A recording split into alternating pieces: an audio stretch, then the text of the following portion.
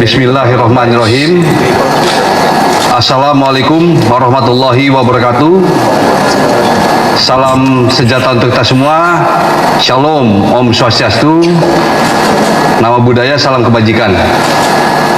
Yang terhormat dan Puspom TNI, yang kami hormati Kababinkum, Wakapuspen TNI, Kadispenat, Kadispenal, dan Kadispen Now, serta yang saya banggakan rekan-rekan wartawan dan media, baik media elektronik, media cetak, dan media online.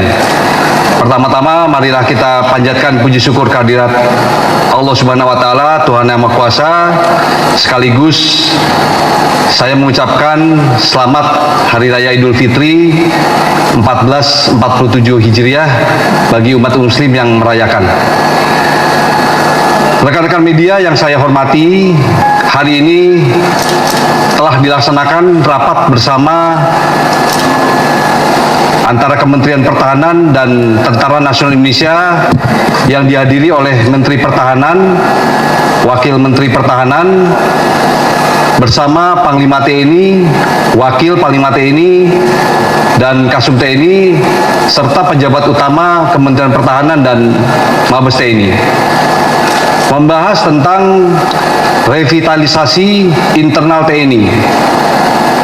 Hal tersebut dilakukan sejalan dengan arahan Bapak Presiden Republik Indonesia dalam memperkuat penegakan hukum serta menjaga kehormatan institusi negara, yang mana ini sesuai dengan hasil wawancara Bapak Presiden RI Prabowo Subianto menjawab part 2 pada tanggal 23 Maret 2026. Tentara Nasional Indonesia menegaskan komitmennya dengan menindak tegas setiap pelanggaran hukum dan disiplin yang dilakukan oleh prajurit TNI. Dalam keberhasilan mendukung program pemerintah, kita juga memberikan penghargaan kepada prajurit TNI. Hal ini kita lihat pada saat menangani bencana alam di Aceh, Sumatera Utara, dan Sumatera Barat, serta menciptakan stabilitas keamanan di wilayah Papua dan perbatasan darat wilayah Indonesia dengan negara lain, yaitu diantaranya dengan Malaysia, RDTL, dan Papua Nugini. Penghargaan tersebut diberikan berupa kenaikan pangkat luar biasa dan prioritas prajurit untuk mengikuti pendidikan serta pemberian tanda jasa. Rekan-rekan media yang saya hormati, terhadap prajurit TNI yang melakukan pelanggaran hukum atau tindak pidana, TNI menyatakan tidak memberikan toleransi dan akan menindak secara tegas sesuai ketentuan hukum yang berlaku, baik melalui peradilan militer, penjatuhan hukuman disiplin berupa penahanan dan pemberhentian dari jabatan, maupun pemberhentian dengan tidak hormat dari dinas keprajuritan. Sampai tahun 2026, TNI secara konsisten melaksanakan penertiban yang ditindaklanjuti dengan penegakan hukum terhadap prajurit di berbagai jenjang kepangkatan, baik perwira, bintara, maupun tamtama, dengan jenis pelanggaran yang beragam, mulai dari penyalahgunaan wewenang, termasuk keterlibatan dalam aktivitas ilegal, dan tindak pidana lainnya termasuk penganiayaan.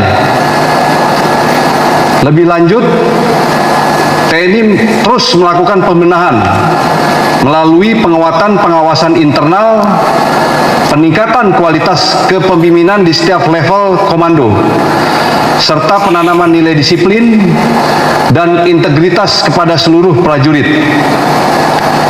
Komitmen ini sekaligus menegaskan dukungan TNI terhadap kebijakan Presiden dalam memperkuat supremasi hukum, serta memastikan setiap prajurit menjadi teladan dalam menjunjung tinggi hukum, disiplin, dan nilai-nilai kebangsaan. Rekan-rekan media yang saya hormati, demikian yang saya sampaikan.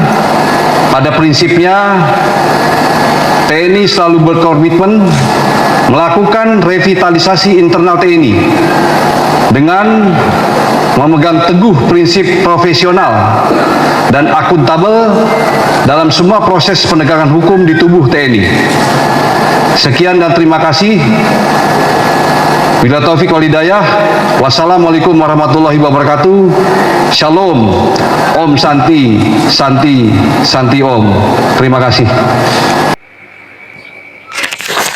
Oke guys, jadi Tentara Nasional Indonesia atau TNI secara resmi telah melaksanakan prosesi penyerahan jabatan Kepala Badan Intelijen Strategis, yakni Letnan Jenderal TNI Yudi Abrimantio, sebagai bentuk tanggung jawab nyata institusi ya. Langkah besar ini diambil menyusul adanya kasus penyiraman air keras yang menimpa aktivis kontras, yaitu Andri Yunus. Kepala Pusat Penerangan TNI Brigjen TNI Aulia Dwi Nasrullah secara langsung memberikan konfirmasi resmi mengenai hal tersebut saat ditemui di Mabes TNI Cilangkap, Jakarta Timur pada Rabu 25 Maret 2026 ya. Jadi penyerahan jabatan Kabais ini ditegaskan sebagai wujud integritas tinggi dan komitmen prajurit dalam menjunjung tinggi prinsip pertanggungjawaban di lingkungan militer ya. Ini luar biasa ini. Oke, makasih yang sudah menonton video Om Thomas dari awal sampai selesai ya. Semoga Indonesia baik-baik saja nih ya. Oke, semongko.